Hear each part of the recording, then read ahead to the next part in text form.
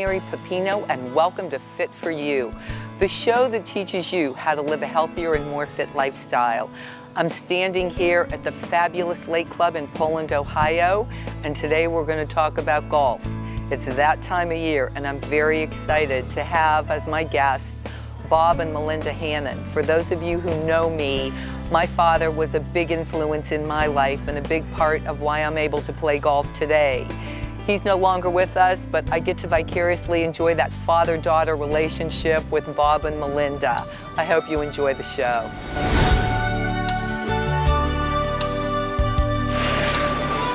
Welcome to the Dawn Pipino room at the beautiful Lake Club in Poland, Ohio. It's so fitting that we're taping about golf in my father's room that my sister and brother-in-law created in honor of my dad, because those of you who knew him knew how much he loved golf. And I'm very proud to introduce Melinda Hannon, whom will be joined by her father, who was a big influence in her golf game, a little bit later. But welcome, Melinda. Thank you. I want to call you Belinda because my assistant is Belinda. But anyway, Melinda, let's talk a little bit. You are such an excellent role model, I think, for this sport, for young women in general. And it's not just about the game of golf. It's about how golf has influenced your life and helped you to become such a success in so many other things. Right. But let's start with golf. You started playing why? I really started to play because of my dad. It was a really good bonding activity for me and him. He used to play with my brother, and then my brother kind of got out of it, so he needed a new partner. And I just picked up a club, and I loved it, so we just started to play together. And we'll touch upon your brother real quick, because I know he was a very successful basketball player in school. And Yes. he is now coaching? Yes, he is coaching at Girard. He's a coach and a teacher, and so he kind of fell into the basketball world. That was his thing, so he kind of gave up golf. But yeah, that's what he does. And passed that golf thing on to you. Yes. Awesome. You started when you were how old? I started when I was 9, and then I Okay. started to take lessons and get really serious about it when I was 12. And where did you start taking lessons? I took lessons at Avalon Lakes with Joe Allen.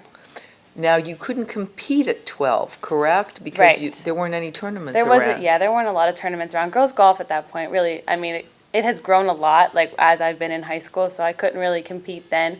But, so I did other sports just to keep myself active, and then once I got to be in 8th grade and older, I started to compete in tournaments. Is there anything today like club golf, as I think of young girls can play soccer or a little bit of softball? I think they can start really young at that. Oh yeah, I mean, now that there's tournaments for girls starting at 8 years old. Like when I was 8, there wasn't, but now girls, I mean, local courses like Mill Creek, Bedford Trails, Deer Creek, any places like that, they have all different tournaments that different girls can get involved in starting at a young age. It's amazing how far it's come. Oh yeah, it really is.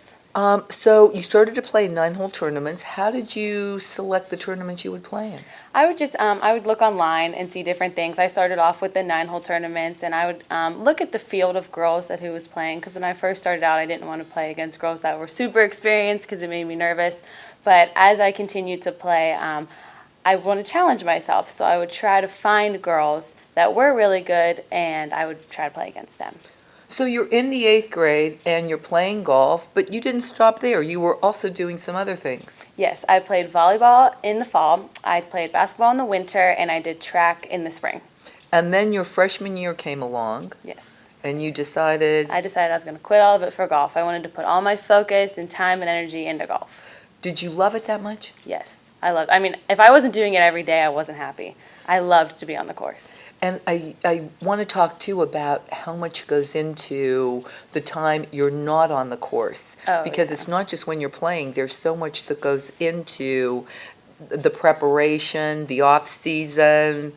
Talk to us a little bit about the season of golf, the actual, season when you're playing with school and then when you're playing in the summer. What is the high school season? The high school season starts in August, at the beginning of August, and it goes up until the beginning of October. So that time you're not really practicing as much. You're playing with your team in high school matches. And then after that, I would take... How many times a week? Like three to 4 matches a week. And then when Which you is quite a bit. Yeah, and then usually the days off you would practice, but...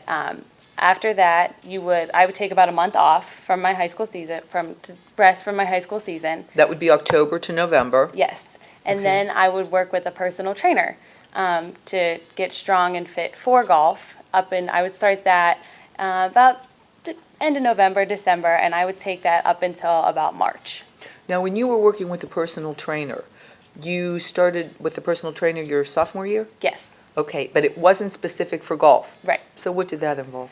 That was just different strength exercises. It wasn't really anything specific for golf, just anything that any other person would go to a trainer for. It wasn't anything specialized. So then my junior year, we decided I wanted to get with a specific golf trainer and really work on my core and my back, because golf is very hard on the back. So you have to have a very strong back and you have to have a very strong core to be able to swing the club. And I think that's the major emphasis of the difference between what a general fitness personal training session would include versus what something specific for golf is, correct? Yes, like in my 45 minutes of time, we would split it half between balance and strengthening, but even the whole time it was abs. I mean, my abs were burning from beginning to end because that's what he really wanted to focus on to make sure I could have a strong swing. And we're going to show your swing a little bit later on, but so much of that swing is controlled by that center area. It's not, you know, people think it's power in the shoulders or... Everyone thinks it's the arms and the hands, and that's so wrong because those are your small muscles. You got to use your big muscles to get into the swing. Exactly. When your cardio, when you were personal training, you didn't include your cardio. What did you do for cardio? I would run 2 miles on my own. I would usually go to the trainer 3 times a week, and then on my own time, I would run 2 miles because we didn't do cardio at the trainer, so I would do that on my own. When you were actually in season, now you were playing with the school for what months were you playing in high school? August to October. Okay, well, no, August to October was high school. Yes, that was high school. But then in the summertime, you were playing what, May to August? On my own, yes. And what type of tournaments were you in? Just a bunch of different ones. There's a lot. I would make sure I would do all the local tournaments. There was a tournament for the Vindicator, the Valley's Greatest Golfer, and I would make sure I would get into all of those because it helps to see the local courses because it helped with the matches. But I would also get into bigger invitationals and stuff for competition. I did one that sticks out to me is the Hudson Invitational at Hudson Country Club.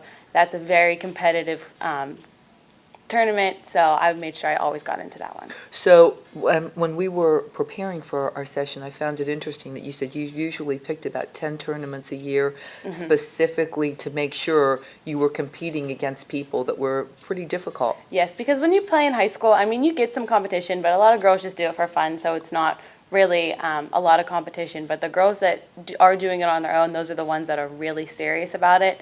So it was good to compete against them to prepare me for that high level of competition.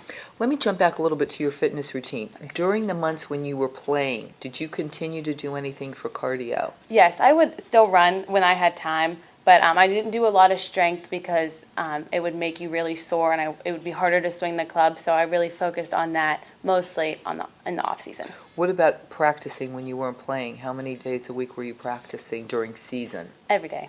Oh, like, really? The days we weren't I would take like maybe one day off, but I was trying to do something every day, just even if it was just for a half an hour, just short game or putting, something just to keep up to make sure I didn't fall behind. And did you find it more difficult to work on your short game, your long game? What did you find needed the most time as far as focus of practice time? I definitely needed the most time on my short game and my putting. That's where I struggled, and that's the hardest thing to practice because it does get boring. It's not as fun as hitting the driver. You go out there and you hit the driver, and that's what everybody loves to do. But it is so important to have a good short game to be able to score, so that's what I really focused on. It's interesting because I learned to swing a club when I was very, very young because of my father, just like you. And even to this day, if I don't play for a year or two, I can pick up the club and hit a long ball. It's the chipping and putting that just kills me. Oh yeah, that's most people, they can swing the club, like you don't have to put a lot of practice into that, but your short game, it's so hard if you don't practice it. Let's talk a little bit about your success, and then we had a little dip, which led to even greater success, because I'm a very positive person. And so many times, I think we all face negative things in our lives, and people, you can't let that drag you down. People have to realize, let that negative lead to an even more positive. So it's freshman year, and you make state, and you finished first runner-up. Excellent. And then you make state your sophomore year. And we finished first runner-up again. And then comes your junior year. My junior year came along, and we had a couple seniors graduate, so we didn't have as strong as a team. So I knew that if I wanted to make it to state, I was going to have to do it on my own. And the district tournament came along, and I felt like I had prepared as well as I could for the season, and I missed qualifying as an individual by 3 strokes. And Three little shots. It was terrible. It was the worst experience of my life. What type of shots did you miss? Oh, I had so many putts that day. So it was the short game again. Short game, yes. Okay. So I knew that I never wanted to feel like that again. I never wanted to have that feeling of being defeated or have failing. So I used that to drive me to work even harder for my senior year because I knew that I only had one more shot. And I knew that I had to leave it all out there as a senior. And luckily, all my hard work paid off, and I did make it to state as an individual for my senior year. And you had quite an exciting finish. Oh, yeah. There was a 3-way tie for second place. So there was 3 girls for 2 spots, and we had to go to a playoff hole. And I was playing against the girl who won state as an individual my freshman year. So that made it even more intense and more nerve-wracking. So I was so nervous getting up there, and then I birdied the hole, and I made it to state, and all my family and friends were around, and it was the best feeling. That's fantastic. It's that to me is such an inspirational story. And like I said, that's why I think it's so important for people to say, hey, I know what it feels like to fail, and I don't want to feel like that. Right. And you can turn it around. Because it would have been so easy just to be like, you know what, that was terrible, like I'm not even going to try and just let myself stop. But I let that drive me to succeed as a senior. Fantastic. Let's talk about diet a little bit because, I'm a big proponent of it's 50% diet and 50% exercise. And I think when we get into sports, and the other thing I think that's really important is there's not a very specific diet that you follow, but you're very good about eating in moderation, eating what you want, but keeping everything kind of in balance. But let's talk a little bit about a bad experience. You weren't necessarily a breakfast eater and paying much attention to the I food never thing. was eating breakfast. I didn't have any snacks in my bag, and we were in a tournament. It was in August. It was like 90. Freshman year, right? Yes. Okay. It was 90 degrees. It was so hot, and I passed out on the course. And it was terrible. And from that point on, I made sure that I started to eat breakfast every morning. I would have 2 eggs and a piece of toast and a banana. And then I would make sure that I always had snacks in my bag because you don't realize, like, when you're playing, you don't think you're out there for 5 to 6 hours. And if you're not eating, that's terrible for you. So I started to keep snacks like fruit snacks, peanuts, a peanut butter sandwich, a banana in my bag just to keep me going during the round. And the important thing, I think what people need to understand is you need that good breakfast to set the base for the day. And then you want to be, have your little snacks to keep your energy up, keep your, your body and blood sugar balanced. And I think it makes a real big difference in your performance, too. Oh, it made such a big difference. By the end of the round, I was so weak and I was just dragging, and the last few holes were always bad for me. But then once I started to eat breakfast and started to have those snacks, I had so much more energy during the round. And, it's not just physical energy. I think it's mental energy because let's talk about the mindfulness, and we'll talk a little bit more about that when your dad joins us, but the mindfulness of this golf game. I think that's 50% of the game is the mind game. Everyone wants to think about like the physical because obviously it is a sport, but golf can get in your head so bad. I mean, you have to have the patience for it, and it's hard because everybody wants to play perfect, but you're going to have those bad shots and you're going to have those holes that you wish that you didn't have, but you have to be able to get it out of your head and move on and be able to keep your mind strong to have good holes during the round. And you have to focus. Yes, you have to be focused. Golf, I think, is about the only game, too, where you really, it's a team sport, but then you're playing by yourself. You're kind of like, you're always just playing you. Yes, like if you're in a basketball game and you're not doing good, the coach can pull you out and it's okay, but you can't come off the course. You have a score that you have to have, so you have to be there for your team, but you can't get pulled off the course. Nobody can sub in for you. It's all on you. Exactly. You have to perform. Right. I think it's about time. I'd like to bring your dad in, and we'll have him join us and talk about how he's influenced. I know, your parents have been a great influence in your life, so we're going to be happy to have Bob join us here in a minute.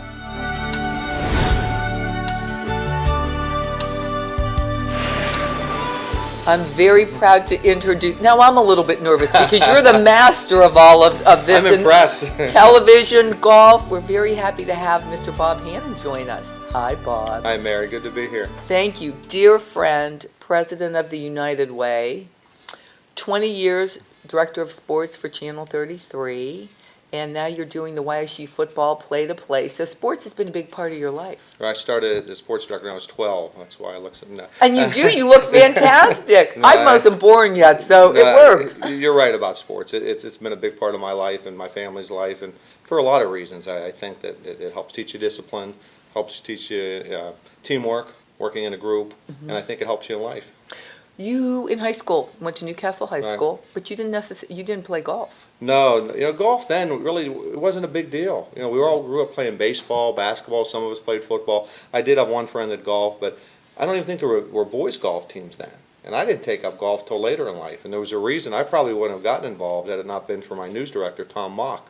When I started as sports director at Channel 33, Tom said, "Bob, it's going to open a lot of doors. You're going to be on TV. You're going to meet people. They're going to want to golf. It's going to give you opportunity." So that's how I began playing the game. So you weren't swinging a club up until you were 28 years old. And I regret it. I wish I'd have started at 8. It is the hardest game I've ever played. Okay. Melinda said, if I ever have kids, you're not teaching them how to golf down. It's too hard. Okay. So no, I didn't start till, and I'm glad I did. It's a great game. The interesting thing of golf, and as you all know, by the way, I so envy and am so envious of your relationship to be able to be here with Melinda, because I miss my dad so much. But I just have to comment on that because you know how special he was to me. Sure. And I can vicariously enjoy it through you two. But I want to talk about, how golf, people never come off the golf course and say, God, what a fabulous game I played. It's rare. They could hit, out of 18 holes, they could hit 16 great shots.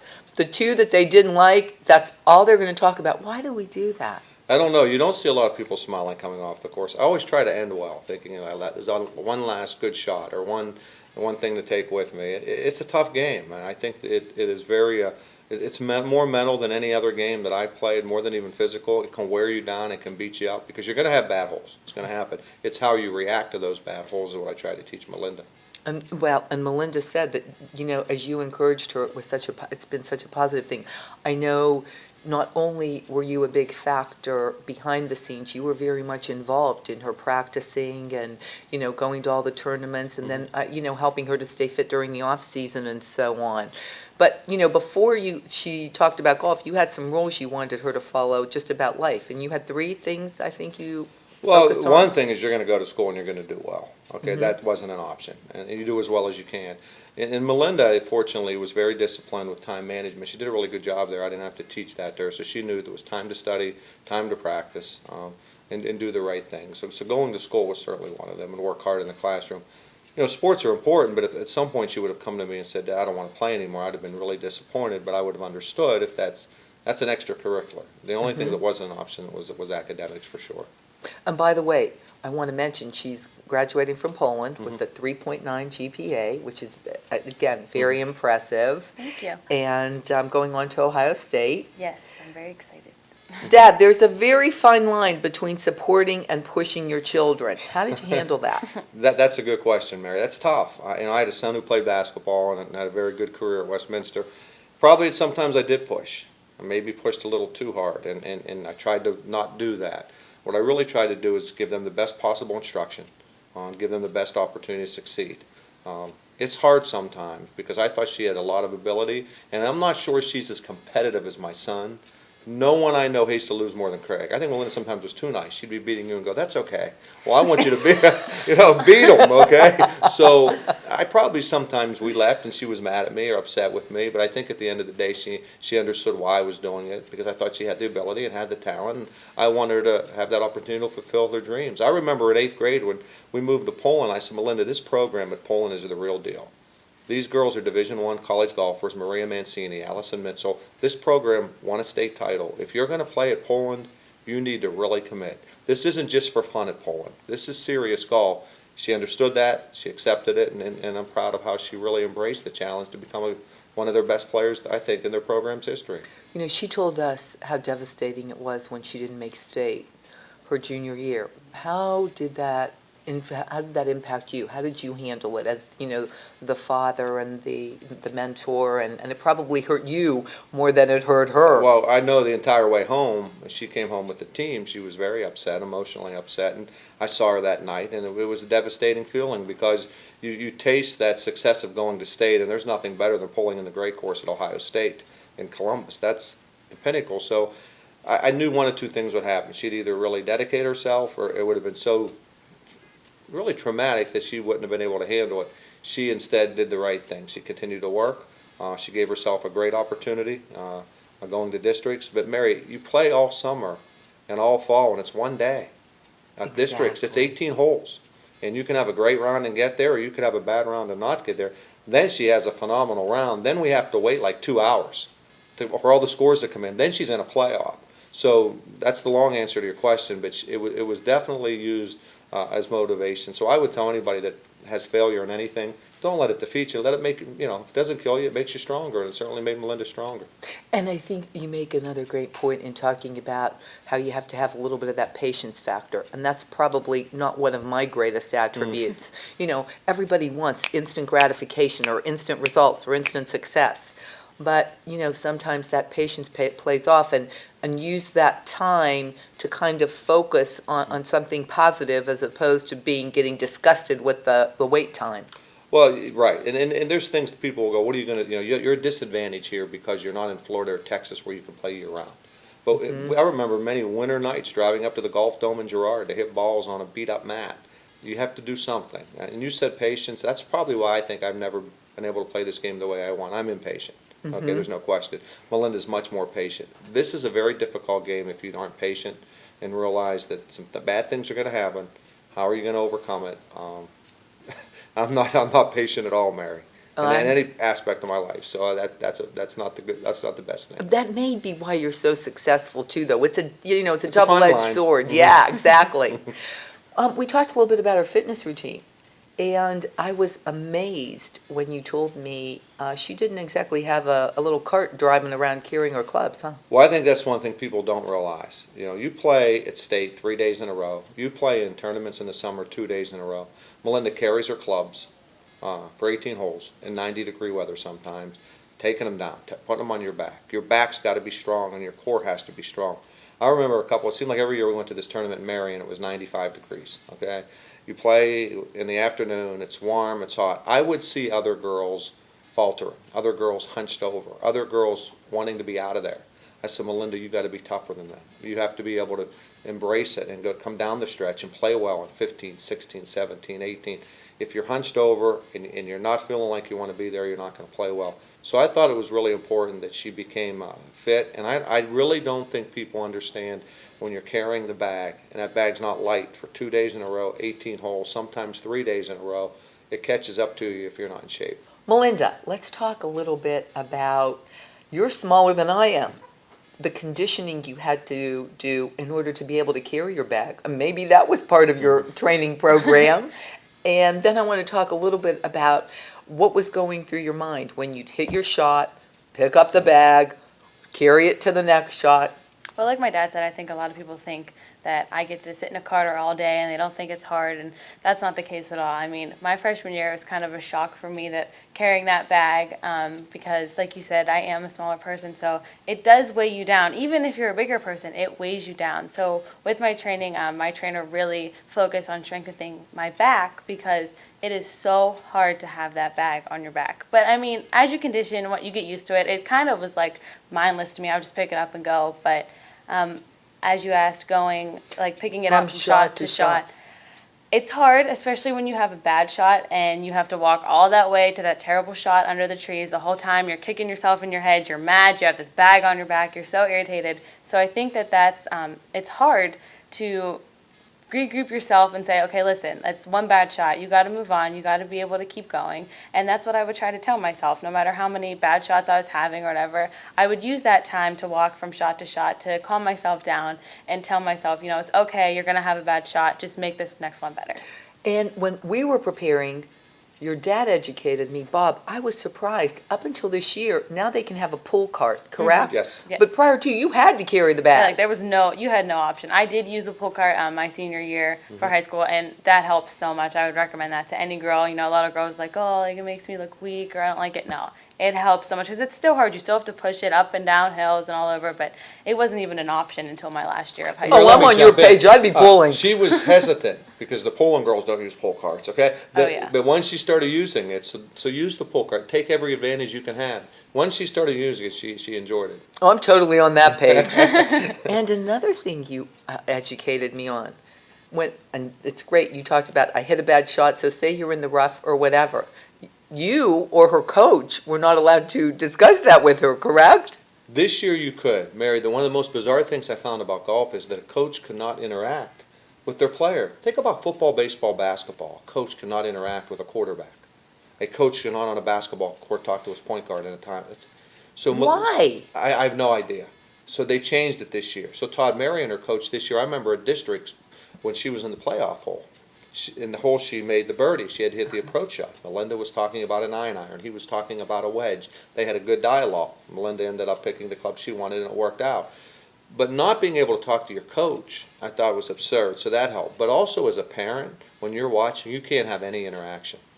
None whatsoever. I remember one year at the sectionals, the sectionals or maybe it was the AAC championship, Melinda was coming off some illness. And I asked her if she wanted a Gatorade. And one of the opposing coaches told me, you can't talk to your daughter. And believe me, she's not getting instruction from me. You'd be happy if she was. So that's how serious it is. You cannot have any interaction at all with a player as a parent. And a coach could have very little or none. It was limited. Now you can have a full-blown. Did she get the Gatorade? Of course she did. Okay, good, good. I was going to find a way to get it to her. Absolutely. Interesting point, and I think a great lesson about golf. Honor. It's an honor game. And when we were preparing for the segment, Bob, I think you made some great points about that. Why don't you talk a little bit, because those are things you carry through life. There's no game like it. You keep your own score.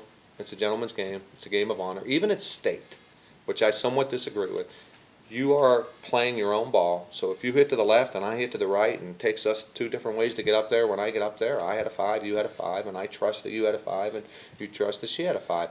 Now, if you think someone is not counting all their shots, as a player, Melinda occasionally would ask, would you please reconstruct your shot? Because unfortunately, there were situations at times when players, as they call it, shaving shots. Not often. So you're keeping But it happens. Right, but you're keeping your own score. Even at state, you don't go to the hole when there's an official there. So you're keeping your own score. I think the game's hard enough, let alone trying to keep track of what the other player's doing, especially at the highest level. But it teaches you honesty. It teaches you etiquette. The game's a game of etiquette. And I think that it teaches you a lot about life and interacting with other people. Melinda's made friends she'll have for a lifetime, and competitors that she became friends with, that she on the course wanted to beat. But I think they'll have at least some kind of friendship throughout their entire life. And I think in business and whatever profession you pursue, it has some amazing benefits. Well, I know since I've gone to United Way, I probably gained more donors and investors, partners on the golf course than I have in a boardroom. If I want to get in front of a CEO in his office, I might get 30 minutes. If I can get him on the golf course, even for 9 holes, I'm getting 2.5 hours. And we're really getting to know one another. So what I've tried to emphasize to Melinda, even if you don't golf competitively in your life, a woman who can play golf, it'll open so many doors for you. You can get a good player, a woman in a scramble, hitting from the red tees. Guys want that. And then you get to meet people and know people. I really think it helps you network. It helps you meet people that you didn't know before. And I think it's a game, obviously, you can play for life. So I hope she understands that. And and I know you're emphasizing the female angle, and it covers both. But like you say, so many more doors are opening up for women today. Because I know when I started, it definitely was, and even since what we've seen, how far it's come since you and I started playing or have been involved. It's amazing how far it has come for women, because it wasn't like that 20 or 25 years ago. Right. Even 10 or 15. Well, even the courses, you see more and more women. You know, even when I started playing, you rarely saw women and young girls out there, and they had to go maybe at certain times. I was going to tell you, when I learned to play, and my dad owned Fond du Lac Country Club, there were only certain times ladies were allowed on the course. You know, Tuesdays was ladies' day, so we got, you know, extra time on that day, but weekends were limited. Oh, absolutely. Well, I remember many times when she was in her teens, we'd be playing, and there'd be men behind us and going, "Oh, we're behind a girl." Then she'd hit, and they would be like, "Okay, we just better be quiet." Yes, because yes. she could play. 'Cause they thought they were going to be there all day. But so yes, it definitely has changed. Yeah, it's come a long way. It's great. A couple, you know, just a couple of things too we want our viewers to walk away with. I think the key points are, it's not about winning, right? We like to win. Winning is good. Winning is You're great. right. I wanted, you know, I think you want your kids to compete. And you want them to be prepared. And at the end of the day, whatever happens, happens. And if they're good enough to win, great. What bothered me is if they didn't prepare, or if she didn't prepare the way she should. And normally she did. So no, you know, but it's about learning discipline, how to compete. Because I think all these things can help you in life. You know, life's about competition. I like hiring people that have an athletic background. That means they've been part of a team culture for the most part, and they also know what it means to try to win and to be disciplined.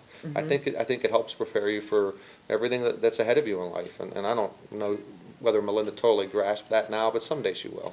And we talked about a little bit. I think you're not going to play competitively at Ohio State, but you Right. do plan to continue to play. I'm definitely going to continue to swing my clubs and play. I mean, me and my dad can play together. It's a lot of my friends play, and I agree with him. I think it will help me if I know how to golf. As I get older and I want a job or get into business, I think it will help in that aspect of my life. So I'll definitely continue to swing the club. And do you think it's going to help you too to maintain a fitness routine? Oh, yeah. You know, about a healthier lifestyle as you go through life. Oh yeah, absolutely. I mean, it'll definitely keep me fit, and it's a good activity to do. I mean, I would recommend it to anyone. Pick up a golf club. It's fun, and I think it can help you so much in life with staying fit and eating right and business, anything. It opens so many doors for you. And the thing I love about it, so my little walk away for the viewers, right, is trust me, if you love the game of golf, if you eat better, and if you have some type of fitness routine that's really focusing on that core and a little bit of cardio,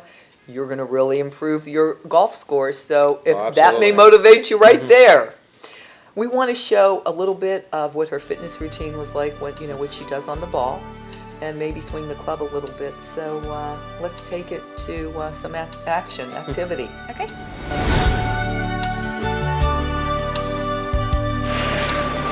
I am a huge fan of the fitness ball. There are so many things you can do on it. And Melinda, I want you to show us a couple of the exercises you do specifically for golf. Okay, we focused a lot on balance with my trainer. So I'm going to show you one thing that we would do. And this amazes me. And I'm pretty good on the ball. I don't know if I could do this.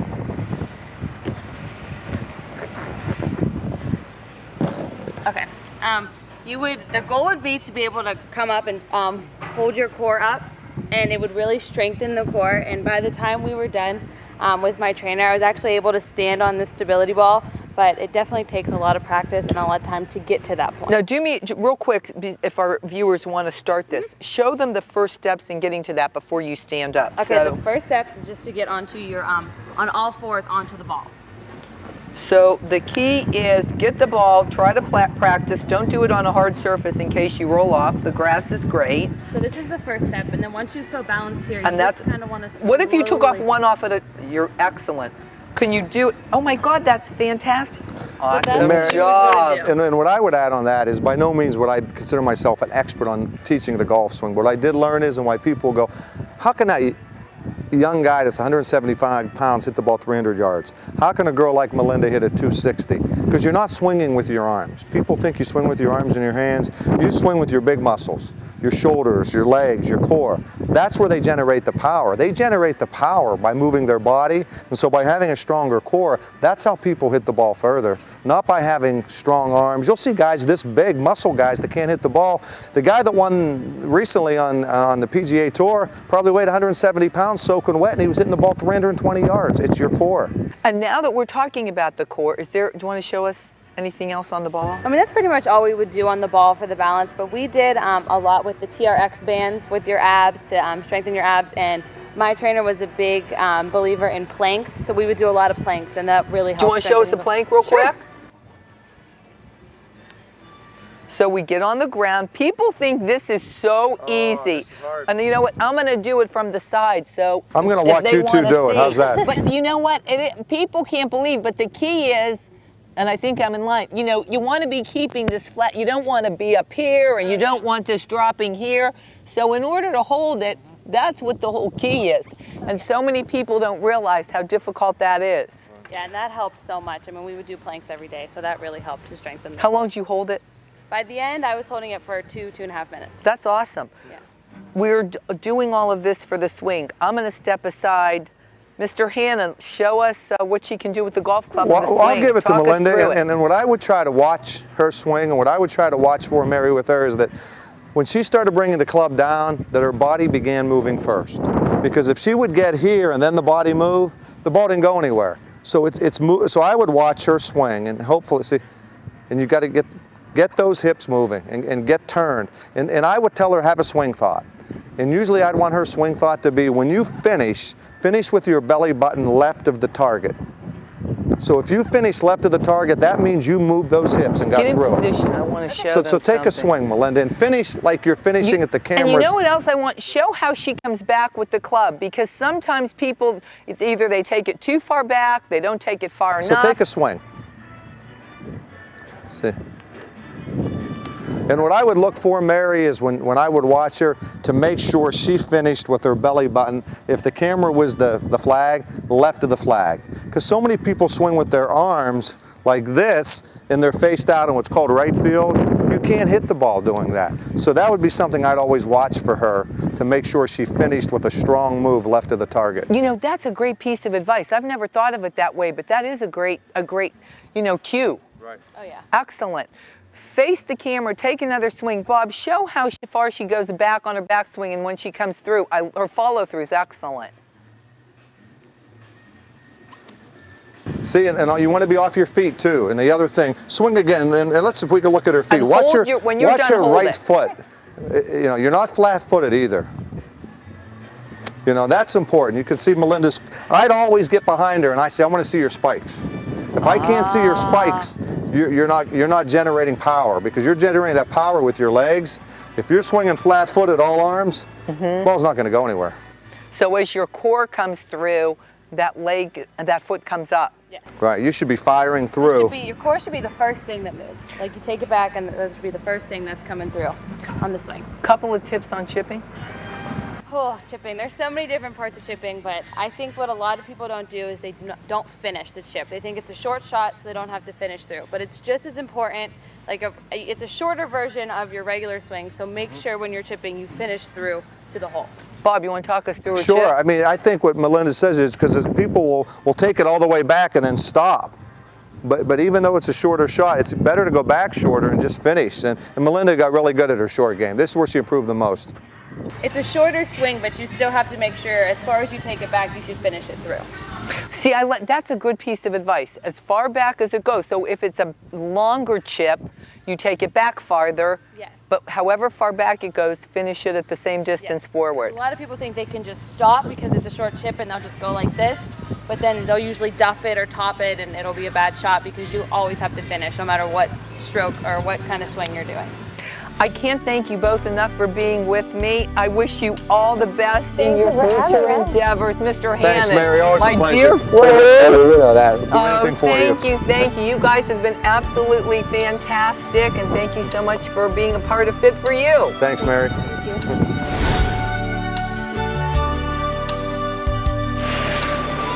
I'm standing here in the fabulous Lake Club Pro Shop, and I'm joined by our head pro, Mr. Michael Ferranti. Hi, Michael. Hi, Mary. Thank you for joining me Absolutely. again. Absolutely. Can't have a show without golf without featuring your fabulous pro shop. Thank you. And this year I want to talk about some different things, but talking about the merchandise, we'll start there, because back in April, my brother-in-law and sister, Chris and Ed Moransky, along with the United Way, brought Jack Nicholas and Annika Sorenstram to the club. Yep. And Wonderful event. Yeah, when you were talking to Jack, he was talking about the one piece of equipment that has done more for the game of golf in the past several years is the golf ball, correct? Yeah, one of the major improvements over the last 10 years in golf equipment has been the ball, and what they can do with it technology-wise can really help the golfers advance their game with the swing that they currently have without making too many changes. And it's given a lot more opportunity to club fitting and all that. And it's great. amazing because you would think, you know, how far they've come with different golf clubs and different shafts on the clubs, and different things. It's amazing that the little ball has made up to 45 yards it can give you. Well, on since they started about 10 years ago with some different insides to the golf ball, that gave them a lot more opportunities to adjust the spin rates and the launch angles and the compression of the ball. They've been able to pair that with the new drivers and all the new technology in that. So over a span of 10 years, I mean, we've seen some remarkable increases in distance and control. So not just distance forward, but also control left and right. That's been a lot better with the new balls for sure. And now, just as important, though, is making sure that you have the right clubs and the right balls for your particular swing, correct? Absolutely. Everybody's swing is different, and the custom clubs and fittings that we've been doing for the last so many years have really brought people, into the clubs and equipment that they need, but you also have to pair the ball with that. And each company really does have their range of golf balls for all different types, but different characteristics could be different for different people. The Titleist Pro V1, the kind of the top end ball the Titleist carries, doesn't necessarily mean you have to be a scratch player to play it. That's something where it's a softer ball and it has a lot more spin to it than some of their lower line balls. And if your swing needs to get more spin to keep the ball up in the air, that's a good alternative to keep in your bag. So it can really fit anybody. Now that I'm getting back into the game, I have my personal fitting scheduled. We're going to go through the series of finding me the right clubs, finding me the right ball, because the clubs I'm playing right now, the shaft is a little bit light and it's really throwing me off. I need something heavier. Yep. Do you have to be a member to schedule that personal fitting and so on? No, not at all. Full service golf shop, and we are a custom fitting account with Callaway, Titleist, and TaylorMade are our three big ones. And we also carry the Mizuno fitting cart here, one of very few locations that have it. So, and then we're happy to fit anybody. They can call us here in the shop and schedule an appointment with one of the three PGA pros here, and we can get anybody fit up. Absolutely. 330-549-2629. Not that I call it that often or anything. I do have it memorized. So yeah, absolutely, anybody. Perfect. The next thing, I love the color this year. As you can see by what I'm wearing, my Lake Club colorful shirt. But absolutely. Women, men, I think the colors are fabulous. Show us some of the new. They have been fantastic. Spring and summer colors this year have been really bright. We saw a lot of greens and purples in the color stories this year. Just kind of vibrant and just beautiful stuff. And I love what's behind me. My favorite turquoise. Yes. Beautiful color. And I love the kind of pinky, peachy, very masculine, but very chic. Right, and they've actually, again, we're getting away from kind of the navy blues and blacks and just kind of the standard colors, and the companies have done a fantastic job pairing these things together. It's a really good color stories they've come out with. They're awesome. And now we want to talk a little bit about my health and fitness angle of we want to be careful about the sun. It's an outdoor game, that sun beats down on you. So what do we have to protect us? Well, first and foremost, sunscreen. I mean, I think any outdoor activity, everybody tells you, you got to protect yourself from the sun. And if you're out there for 4+ hours, you're outside for a long time. Even anything more than half an hour. Right, absolutely. So you have to make sure that you have that with you. And one of the biggest things, obviously, first and foremost, is sunscreen. So keep something on you that'll keep the rays off of you, and make sure the SPF is 30 or above for golf. Now, so you have to know how to model your sunscreen, yes. See, how to show it properly, see? Now, this is a special one you carry, but what's the benefit of this one? It is. This we found at the PGA show, it actually is less oily. It's not kind of an oil touch to it. It's more of a paste, so it doesn't make your hands slippery. So And when I you're can put it out on my there, face. you can put it on your face, put an extra coat on while you're playing, and it doesn't give you that kind of slick, feeling in your hands. So And that's another really important point, because when you're playing, you're sweating, you're wiping. Yeah. So it's good to have it with you, especially if you're out there for 18 holes in Absolutely. 4.5 hours. absolutely, always something you should have in the bag, always. Hats were a big seller for you last year, and I were. think they're strong this year. And it continues, big push in the market too. Again, from a UV and sun protection, you have to keep the sun off. Do we have a couple of your sun hats do. we can show? I do. We have, it's been very popular, the straw hat that everybody's seen probably for a while, but has been gaining popularity to keep the Which I sun love. off of you.